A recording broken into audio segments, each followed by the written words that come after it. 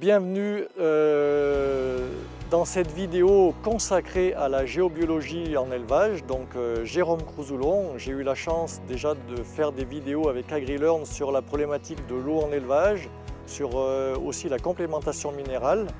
Et depuis 3 ans, j'ai complété mes compétences pour devenir géobiologue. Donc je me suis formé, c'est un cursus qui est assez long, qui demande aussi de la pratique pour être capable aujourd'hui de proposer ces vidéos avec AgriLearn sur la géobiologie en élevage. Donc je suis géobiologue, plus effectivement je suis par ailleurs un ancien éleveur et consultant formateur sur différents sujets qui touchent à la santé et à la nutrition animale.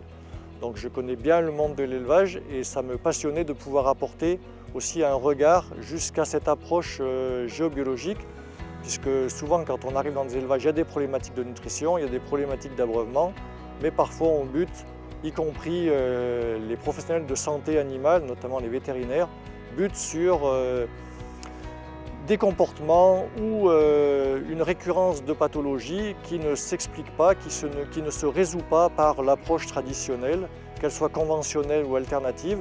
Et donc il faut aller vers quelque chose, qu'est-ce qui fait que des animaux ont des comportements ou des pathologies récurrentes. Et c'est là qu'on fait le lien entre un lieu de vie, une construction et son implantation, c'est-à-dire le sol, la terre, là où il est. La géobiologie en général, c'est ça, c'est bien l'influence de l'environnement et des constructions sur le vivant, là en l'occurrence sur les animaux. Donc l'idée de cette vidéo, c'est non pas de vous former pour devenir des géobiologues, qu'on soit bien clair, mais plutôt de vous présenter ce qu'est la géobiologie en élevage. C'est vraiment une discipline particulière, c'est un métier particulier. Je fais de la géobiologie, mais exclusivement en élevage. Je vais vous présenter ce qu'est la géobiologie en élevage, sur les influences naturelles, mais aussi sur les influences artificielles, notamment électriques.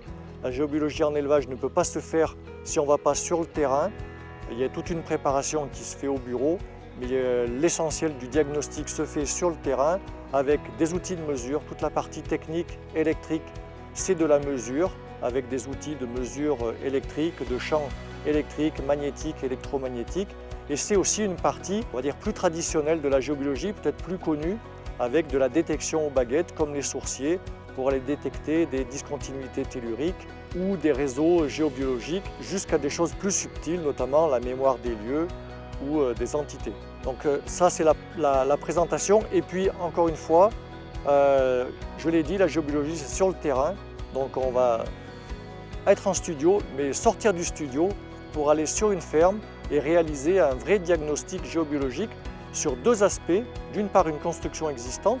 Donc là, on va être sur un bâtiment d'élevage en vache laitière où on va faire le diagnostic complet avec son environnement et puis l'installation, son emplacement par rapport au sous-sol et toute l'installation électrique, qu'est-ce qui perturbe, comment sont gérés les courants de fuite, est-ce qu'il y a des défauts d'isolement, comment est fait la mise à la terre, est-ce qu'on a des bonnes liaisons équipotentielles sur les différentes masses métalliques, notamment la salle de traite.